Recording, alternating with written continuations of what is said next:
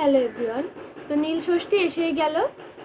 নীলষষ্ঠীতে মহাদেবের আরাধনা হবে, তো ভুলেও করবেন না এই কাজটি।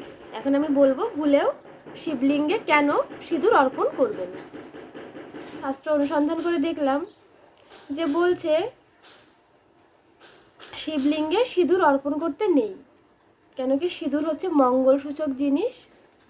যত রকম দেবীদের আমরা আরাধনা করি তাদের পূজা অর্চনাতে আমরা সিঁদুর ব্যবহার করি।